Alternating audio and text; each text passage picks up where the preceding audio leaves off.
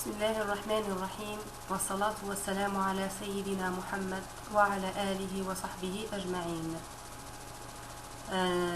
راح أعمل لكم وصفة لمكافحة السعال في هذا الفصل، وهذه الوصفة مضمونة 100%. هذه الوصفة للكبار والصغار، للحوامل والمرضعات وللكل. إن شاء الله رايحين تستفادوا منها وتدعوا لي. نحتاج في هذه الوصفة إلى اللفت يفضل أن يكون هذا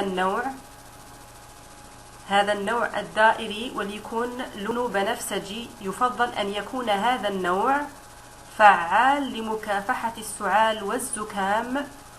أي نوع سعال، حتى السعال الحاد يزيل هذا النوع من اللفت. يفضل أن يكون عندك هذا النوع من اللفت.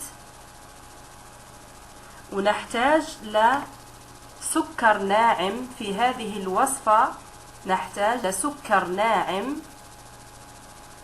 وفي اللي طلبوا مني وصفة بعسل النحل، نحتاج لفجل مبشور، هذا فجل أو لفت.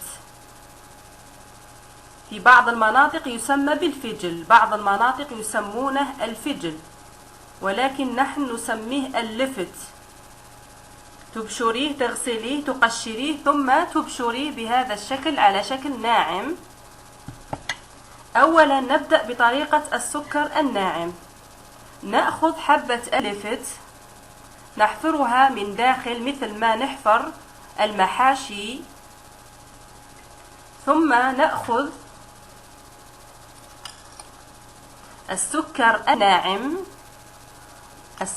الناعم، هذا السكر الناعم، ونملأ حبة اللفت من داخل بالسكر الناعم. كمية غير محددة، املئي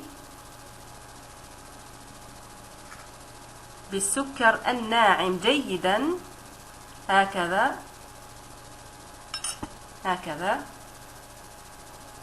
ثم غطيها واتركيها من 3 ساعات إلى 4 ساعات، أو حتى ليلة كاملة. إذا عملتيها في الليل ليلة كاملة وفي الصباح تستخدم.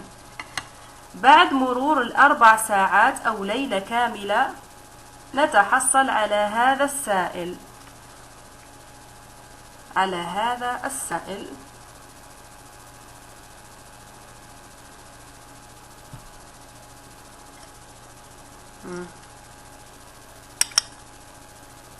يؤخذ هذا السائل 3 مرات باليوم لمدة 3 أيام متواصلة، 3 مرات في اليوم، وسيزول السعال نهائيا ابتداء من اليوم الأول تدريجيا إلى غاية 3 أيام يزول نهائيا.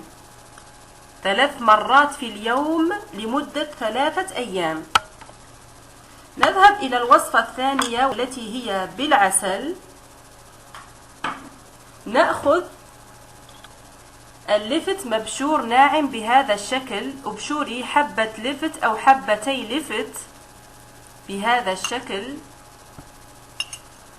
ونأخذ عسل برتقال مفيد للسعال ولنزلات البرد. نأخذ ملعقة صغيرة من عسل البرتقال أو أي نوع عسل نحل متوفر عندك. نضعه على مبشور اللفت ونتركه لمدة 3 ساعات أو 4 ساعات أو حتى ليلة كاملة. بعد مرور الليلة الكاملة نتحصل على هذا السائل.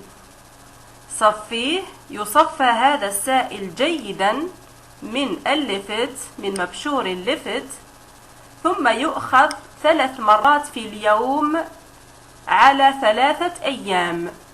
يؤخذ هذا الدواء العجيب والمعجزة في الشفاء من السعال 3 مرات في اليوم لمدة 3 أيام. إن شاء الله من اليوم الأول يقضي على السعال، بعد 3 أيام يقضي عليه نهائيا، حتى نزلات البرد يقضي عليها، والزكام والإنفلونزا. إن شاء الله تكون الوصفة عجبتكم، هي مفيدة ومضمونة 100%. أترككم في رعاية الله وحفظه، أدام عليكم الله نعمة الصحة والعافية، والسلام عليكم ورحمة الله وبركاته.